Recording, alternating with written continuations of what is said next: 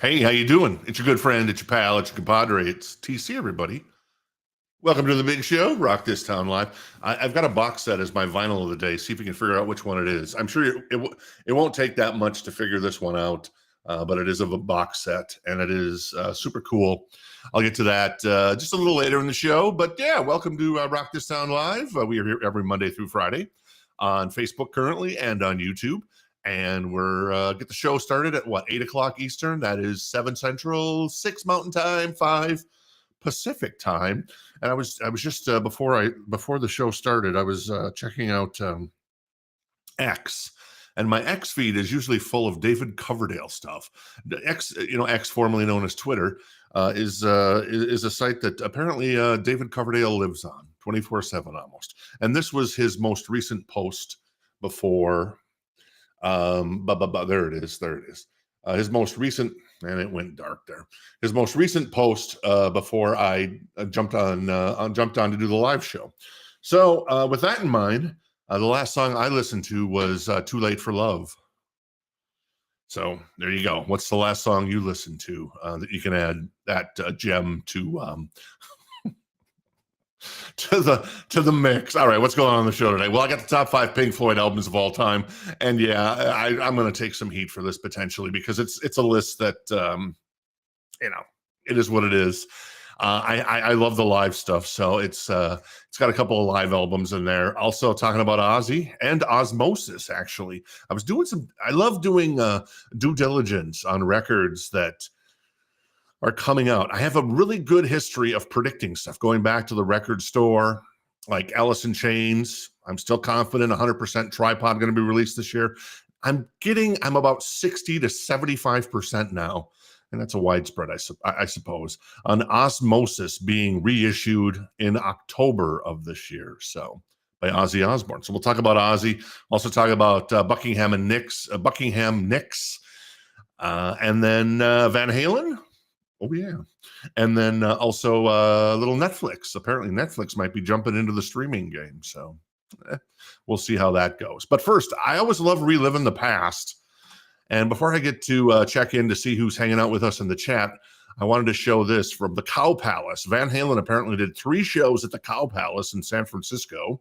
Technically, I guess, Daly City, California. Back on May 9th, the 10th, and the 11th with special guests, the Velcros.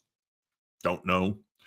And obviously Van Halen was Rollin' Baby. Jump had hit number 1. 1984, the record had hit number 2. And boom, Hot for Teacher was probably busting on the scene right about then. What was the second single? Oh, it was Panama. And then was All Wait the third single or the 4th single? As I know there was no video for All Wait, but obviously Hot for Teacher got a video, and this little tour poster promo kind of represents that. So I thought that was kind of a neat little thing to tie in with the vinyl of the day, which I will get to later, as mentioned. So yeah, of course, if you're missing the show, if you're joining late, you can always rewind. It's very nice. Or you can watch it back on YouTube whenever you want. And then, of course, there's a podcast version available on Spotify, Apple Music, and other such places. All right, let's get to the Ozzy story of the day. I'm going to say hello to everybody first, though. Estes, boom. I love that comment. Estes hanging out with us. Tito as well. Beat after beat. All right, good to see you again. And Mark White hanging out again. Cool. Good to see you, Mark. So Ozzy was laid to rest today on the grounds of his UK mansion. It's like 250 acres. Holy crap. So he was laid to rest on the grounds. A private service was held there today in Birmingham, England. And family members were there. Elton John was there. So it's kind of cool that Elton John was there, right? Elton's kind of a cool cat. Elton's one of these guys, man. Elton's got to be like the richest rock star in the history of the world. I know everybody talks about Taylor Swift, but Elton John, man, all these years as a solo artist, he hasn't had to pay anybody else. Well, except for his writing partner, I guess. But when he's doing it live, boom, he's got it going on. Obviously, Ozzy's bandmates were there as well. No doubt, probably Tony, Bill, and Geezer. Marilyn Manson was there. I saw some photos of Marilyn because TMZ had some photos up. Rob Zombie was there. Zach Wilde was there with a couple of guitars. So obviously he was going to play something. And then James Hetfield, and the report is other members of Metallica as well were at the private burial ceremony today in Birmingham for the wonderful, the talented Ozzy Osbourne, who is no longer with us. So I don't know if there's anything more to say about that other than, it happened, I guess, more than a week ago now. There's been a funeral, and now there's been a burial, and now I guess we look forward to some of that, I guess, just celebrating his music and then the catalog stuff, because there's so many of those vinyl records. As I'm a vinyl hound, No Rest for the Wicked, Ultimate Sin needs a reissue, Ozzmosis. Oh, so let me give you my theory here, okay? This isn't 100% by any means. I'm about 60 to 75%. I know it's a weird number. I should like 60 to 65%. But the 30th anniversary of Ozzmosis happened on October 23rd this year. Now, Ozzy has been putting out the box sets on just black vinyl. They did a numbered box set that was signed earlier this year. What was that, back in March? And then they just released one a couple of weeks ago, actually, that was not signed by Ozzy. So either way, the records are in demand, and Ozzmosis is one of those records that's in demand. See You on the Other Side, obviously, is on that. Perry Mason is on that. So why do I say that I think this is going to get a release this year? Well, it is the 30th anniversary of Ozzmosis, and Scream just celebrated the 15th anniversary, and that was released, what was that? It was like actually a couple of, maybe like a month or two ago, just barely. So it makes sense to continue that history, or that's the word I'm looking for, continue that trend of releasing anniversary editions, and why not a 30th anniversary of Ozzmosis? So that's my prediction. At some point in the next 6 weeks, we're going to get an announcement on not only Alice in Chains, the Tripod record, self-titled, we're also going to get an announcement on Ozzmosis. I don't know anything for sure, but we'll see if I'm right there. So there you go. Estes mentions Down to Earth needs a reissue as well, and I concur indubitably on that one. So there's a bunch of Ozzy records that's out of print, and I guess we'll see what happens now after his death. And then, of course, he's got a book coming out called Last Rites, ironically, that comes out in October as well, which they could tie into the Ozzmosis reissue release. So we shall see. So news broke this afternoon of a potential, it hasn't been confirmed 100% by any means, but there's some insiders in the world of finance that have said that Netflix is to enter the streaming marketplace for music in 2026. Interesting. Of course, this would position Netflix as a direct competitor to Spotify, Apple Music, and Amazon Music. Of course, Apple and Amazon in some ways already compete with Netflix. Spotify doesn't at this point. So, but yeah, I don't know what to make of that. I guess it's kind of cool. I mean, you can get everything on streaming except for, say, like Badlands and Garth Brooks, but pretty much everything else out there as far as music goes, it's kind of nice, because if you want to listen to a Ozzy record, if you want to listen to a Metallica record, if you want to listen to Tiffany or Debbie Gibson, you can do that on any of these platforms. It's nice. I wish we had that for movies and television.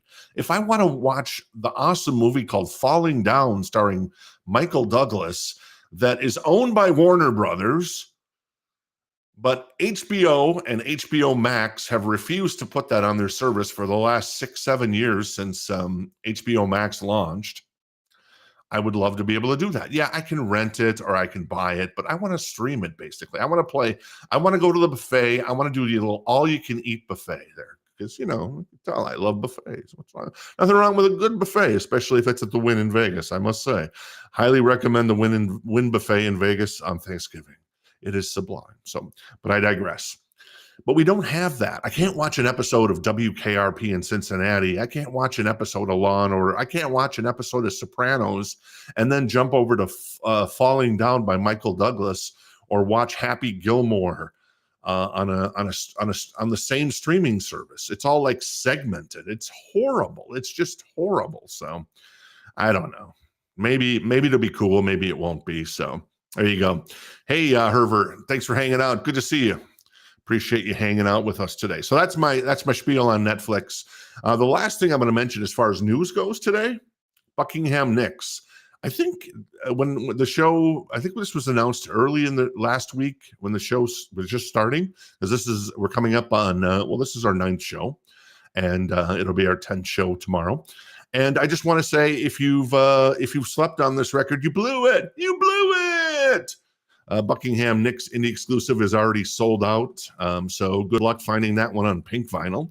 There'll be different variations, of course, you can get on color vinyl. But if you want the high fidelity version via Rhino that does the Warner Brothers catalog, nope, that's sold out as well, I know.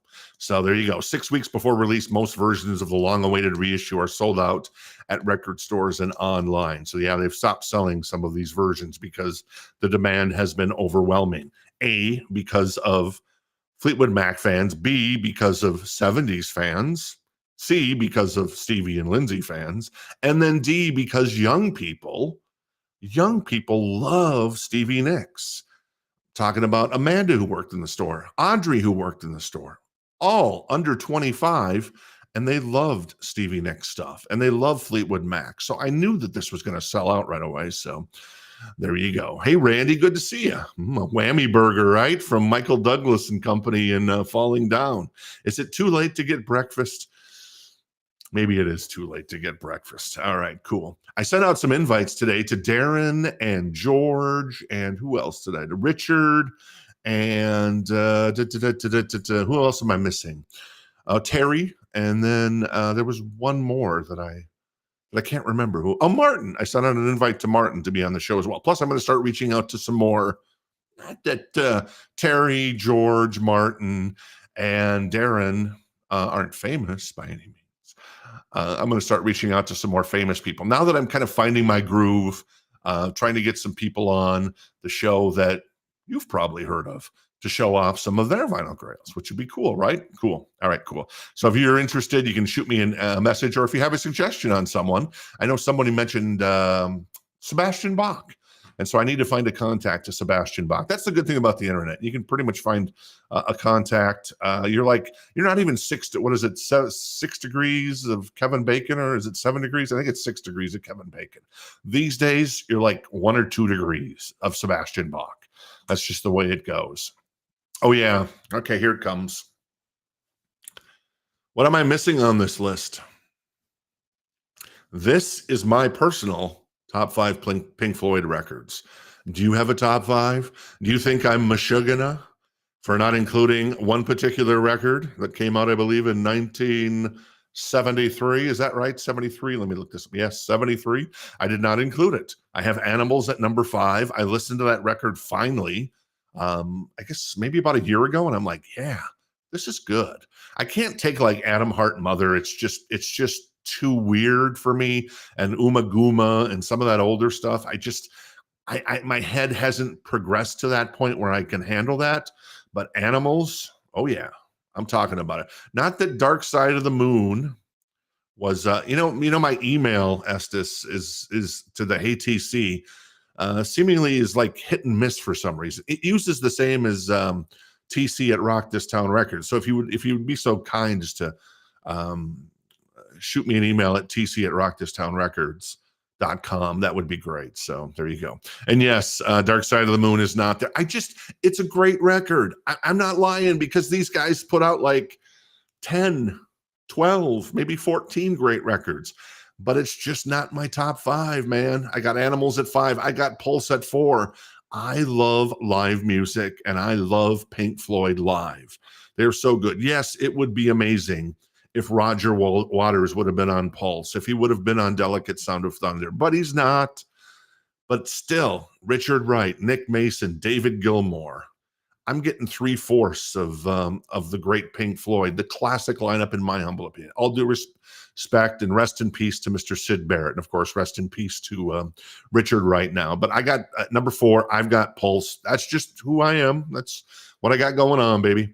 Number 3, The Wall, because Jen loves that. And what's the song on The Wall that I love, have come to love? Let me see. There's a bunch of songs on there. I'm checking out the track list here. Obviously, Another Brick in the Wall. It's a good song, but if time went by and I didn't hear Another Brick in the Wall, I wouldn't be like devastated. As you know, you hear that on the radio all the time. It's Goodbye Blue Sky, which basically Rick Savage and Def Leppard lifted the hysteria dun, dun, dun, dun, dun, dun, dun, from Goodbye Blue Sky, and James Hetfield and Metallica also lifted it from, I think, Fade to Black. So if you listen to Fade to Black or by Metallica or Hysteria by Def Leppard and then go listen to Goodbye Blue Sky by Pink Floyd, you're like, holy crap. But hey, steal from the best, right? Or be inspired by the best. So that's fantastic. Young Lust is on that record as well. I love that song. Hey You is on there as well. And then, of course, Comfortably Numb. Doesn't really get any better than that for Pink Floyd. So that's what I've got at number 3. And number 2, Wish You Were Here. I think that is their most brilliant studio record. It is fantastic. It is amazing. I think it's, one of the best records ever made. I would say top, if I was being subjective, I would say it's a top 10 record of all time. For my personal taste, it's probably, top 40, top 30 maybe. But yeah, subjectively, I would put it up there with anything that so many different bands and artists have done over the years. And then number 1, I know a lot of people think Pulse is a much better live record. Not much better, but better. But I love Delicate Sound of Thunder. It's on the, what tour was that? I can never remember the tour. I can never remember the name of the record. And yeah, I realize also I'm leaving off the Division Bell. I'm also leaving off A Momentary Lapse of Reason, which I think is a brilliant record. Yeah, so it was Delicate Sound of Thunder was recorded on the Momentary Lapse of Reason tour. So, but there you go. So yeah, Dark Side of the Moon is not on the list. Adam Heart Mother is not on the list. I listened to that once in the store. I just couldn't get my head around it. Metal is not on my list either. I get it. Saucer Full of Secrets, Piper at the Gates of Dawn. Did I mention Umaguma not there as well? And Obscured by Clouds. And that's kind of Amused to Death. That's Roger Waters. What am I doing there? So anyways, that's my list. I know Dark Side's not on there, but yeah, it is what it is. So there you go. That's my top 5. Tomorrow, I'm going to do top 5 Anthrax records. I've been really listening to Anthrax. I know John Bush was the front man of Anthrax for a number of years. And what's funny is that I love everything that Anthrax did. All due respect to John Bush. John Bush in Armored Saint is great. And he's probably really good in Anthrax. But no John Bush album is going to make my list. It's all Joey Belladonna, baby. I am a Joey guy. Go Joey 100%. So that's coming up tomorrow on the show. New vinyl announcements. This is actually coming up pretty quick. This is a record that would sometimes go for $50, $60, $70 in the store or on the show. Billy Joel's Greatest Hits. You can get it for what, $35 now? Probably actually a little less. Comes out August 22nd. It's his Greatest Hits Volume 1 and 2. It's one of those records that everybody loves. And it stands the test of time because it's all his good stuff. It's all his good stuff. And I'm a Billy Joel guy from the 80s. So Uptown Girl is kind of my Billy Joel song. I know you'd probably make fun of me. Plus, I've heard that the documentary on HBO Max is actually pretty good. I know it's like the first episode was like 2.5 hours and it covered his metal band. Yes.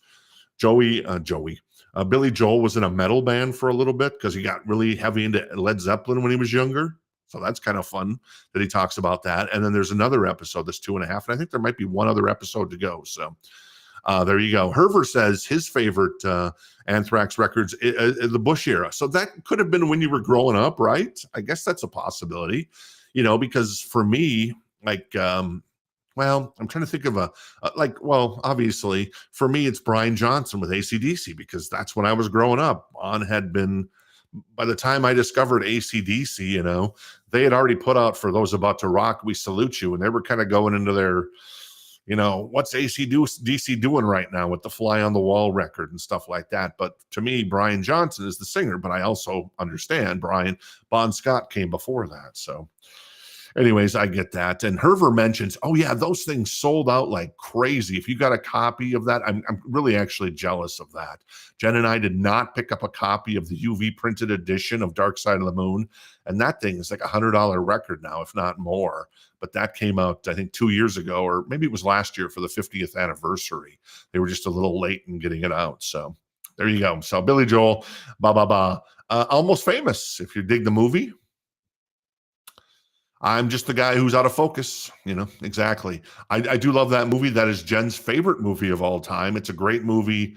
And I don't really need the director's cut because it gets a little long. Give me the director's cut of The Hateful Eight. I'll take the director's cut of that every day of the week.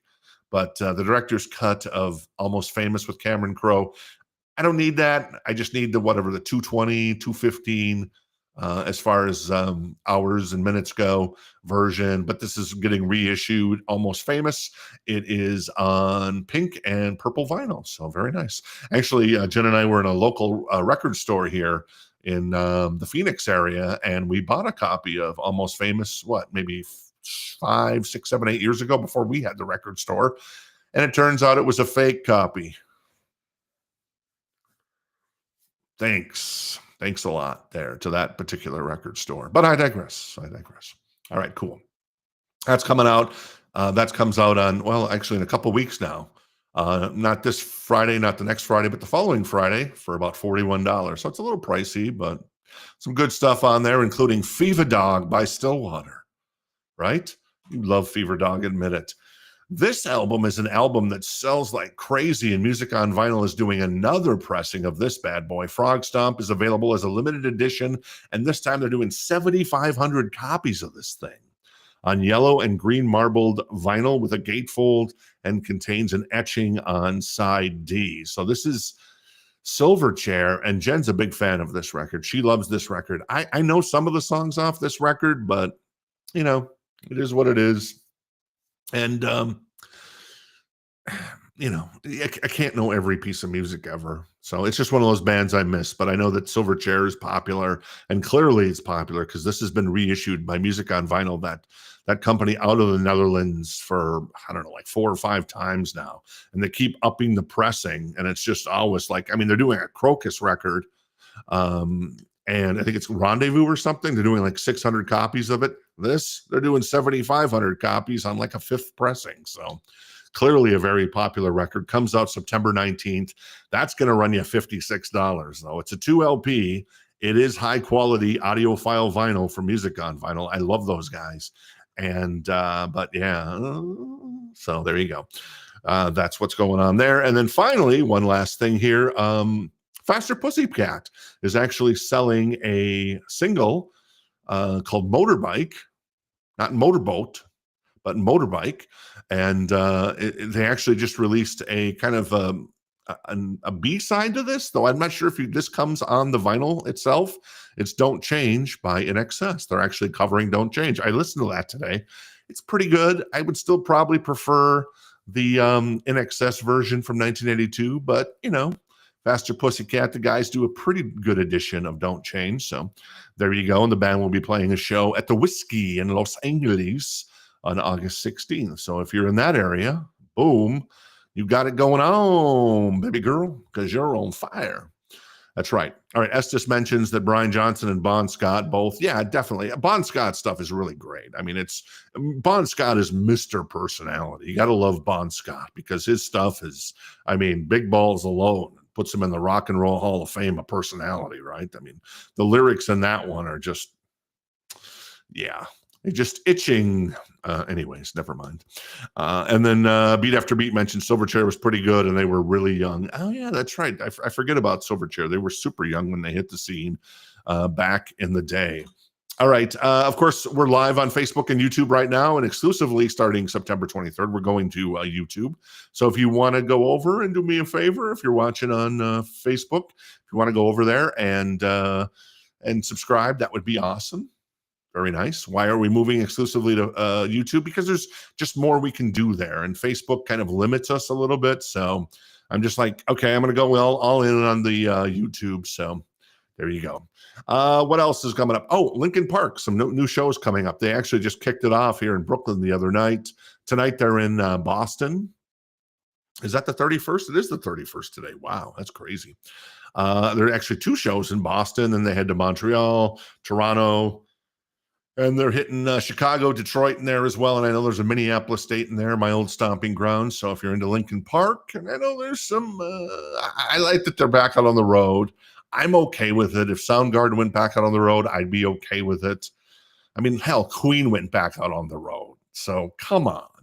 If Linkin Park, if Queen can do it, then Linkin Park can certainly do it. And I know that Chester's gone, but what are you going to do? I kind of like that bands are willing to reboot and keep going, even if the singer, unfortunately, is no longer with us. And I know it's hallowed ground in some ways, and I certainly understand different opinions there. But for me, I say keep going, baby. Keep the music alive. If I can go see Mike and the rest of the band doing In the End, I'm happy. So there you go. That would be a good name for the last song you heard with, and then adding the David Coverdale thing at the beginning of the show. I won't go there though. This is something that just got announced. It's what is it? Rock for First Responders, a benefit concert supporting first responders. I think in California. It's going to be at Kevin Costner's estate. Yes, Kevin Costner is opening up his land and home. So Trisha Yearwood, Good Charlotte, Sammy Hagar, Gavin DeGraw, Kevin Cronin, Nuno Betancourt, ooh, nice. Matt Sorum, nice. And some others can go and do a benefit concert for first responders. So there you go.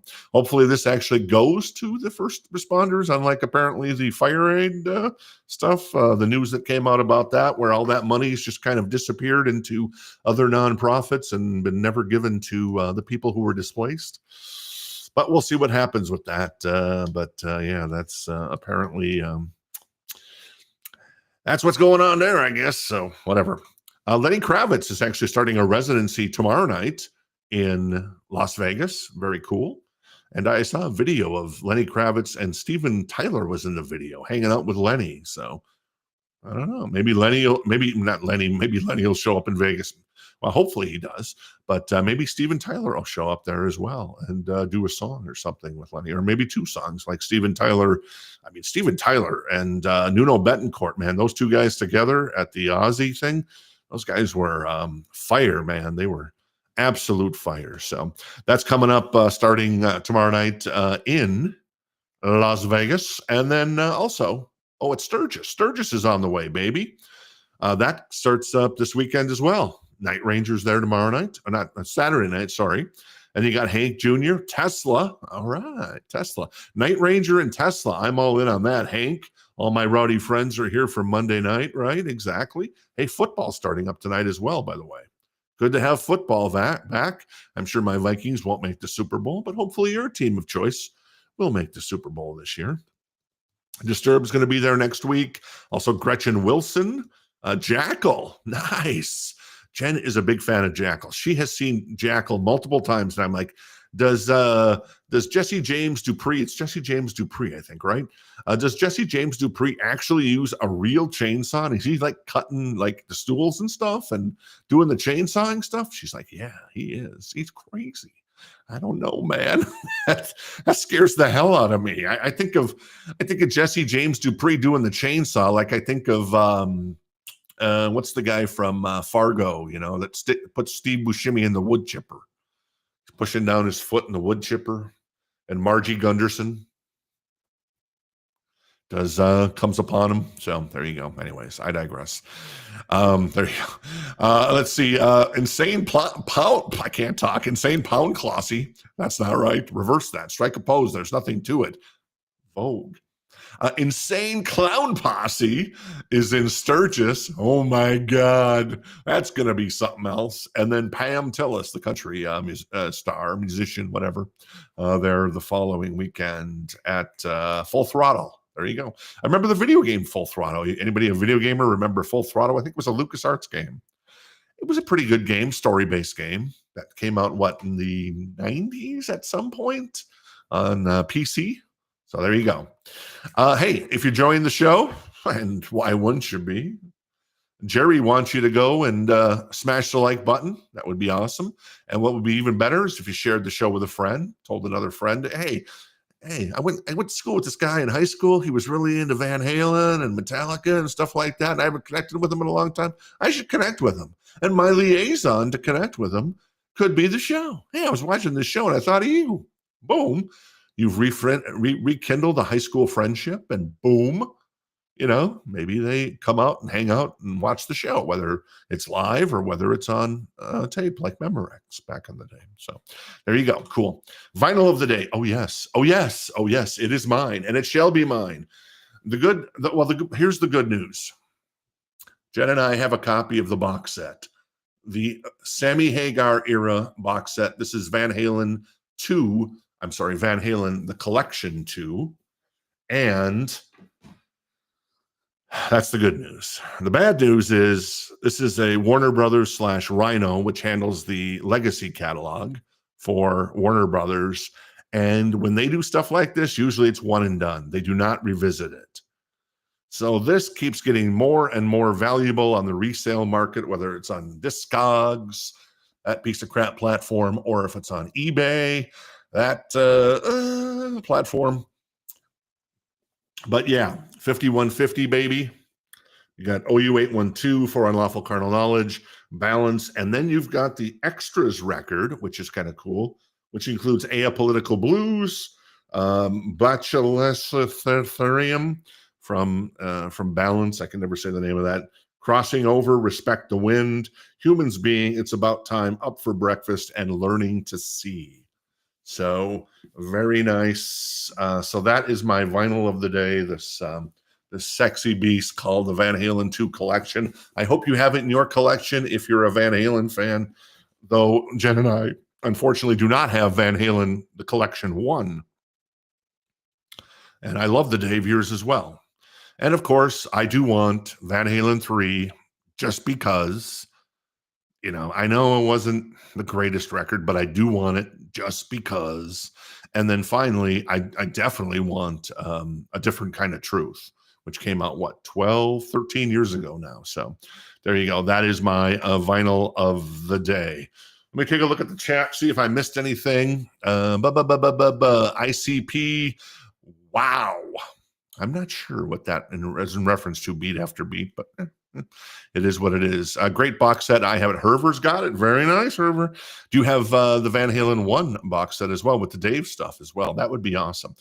I don't know. Will we ever? I don't know why we would not see the Gary Cherone record, Van Halen 3. You'd think that would be released. And then A Different Kind of Truth that Wolfgang plays on. That's the one where they went into the archives, found some stuff, and then kind of modernized it, which a lot of people kind of gave Van Halen crap for. I think, oh my God, I'm thinking, why would you give Van Halen crap for that? If Def Leppard went back to when Steve Clark was in the band and found like a bunch of Steve Clark stuff of songs, and they were going to kind of update them and put them out, I'd be like, yes, please do it. Or Metallica with Cliff Burton. It's just like, oh my God, yes, make it so. I want that. Or with Dave Mustaine. The Walmart edition. All right. Well, there you go. Oh, Insane Clown Posse. That's what you're referring to. ICP. So I was thinking of ICQ. Remember anybody ever use the little messaging thing from back in the 2000s called ICQ, where whenever you get a message, it would go, uh-oh.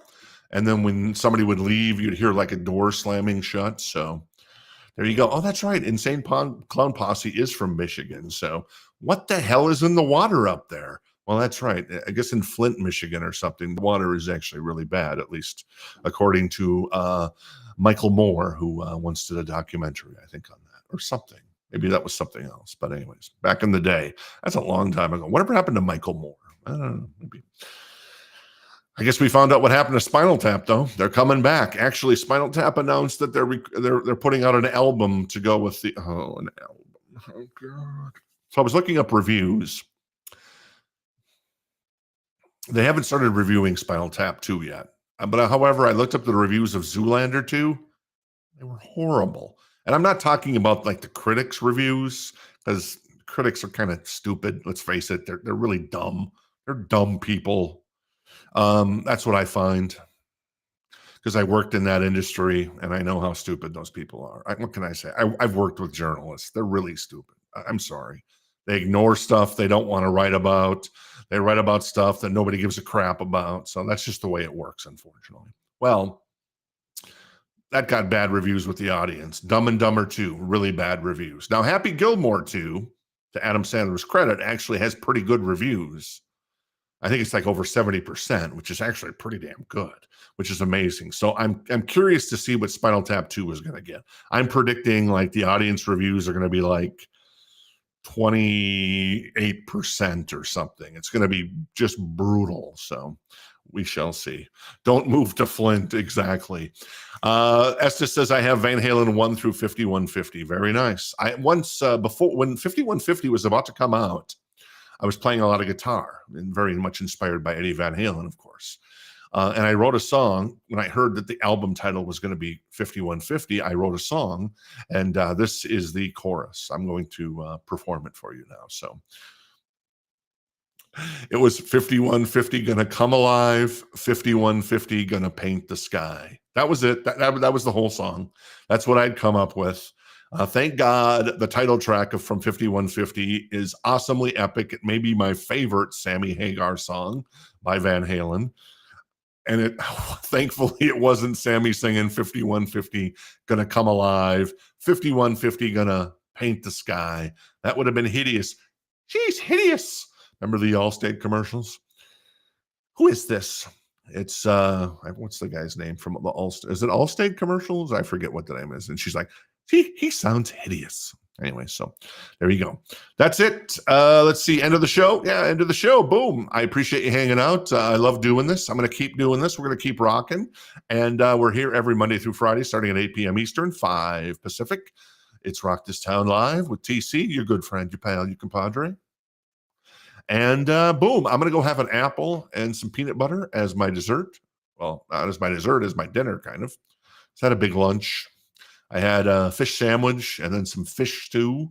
And then I had some shrimp and some lobster and some cracked jambalaya. And then I also had some walleye and northern pike and some sunnies, some bluegills.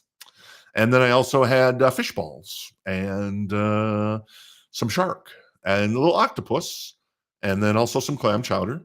And then what did I chased it with a little bit of mahi-mahi. So it was very fishy. So I'm going to go with an apple and peanut butter tonight for dinner. So I got that going for me, which is pretty sweet. Yeah, take care, everyone. I'll see you back here tomorrow night.